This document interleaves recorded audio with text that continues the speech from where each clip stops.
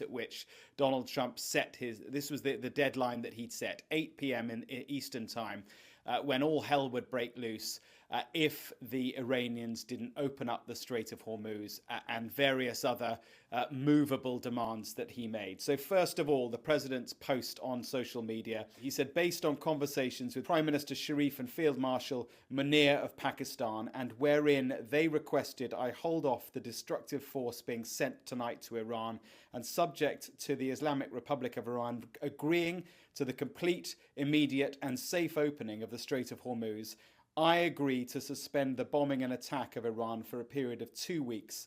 This will be a double-sided ceasefire. The reason for doing so is that we have already met and exceeded all military objectives and are very far along with the definitive agreement concerning long-term peace with Iran and peace in the Middle East. And then, I think is really important, is he goes on to say, we have received a 10-point proposal from Iran and believe it is a workable basis on which to negotiate. Now, here is the kicker.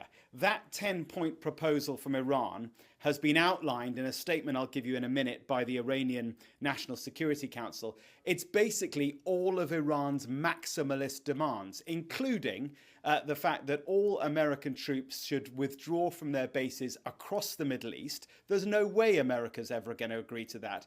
And also that, and this is totally extraordinary, that the Iranians would gain control of the Strait of Hormuz. So they would get control of a shipping lane that they didn't have control of before the Americans launched this operation. So that is extraordinary. Now, let me give you the two quotes from the Iranian side now. First of all, this is in a statement from the Iranian foreign minister.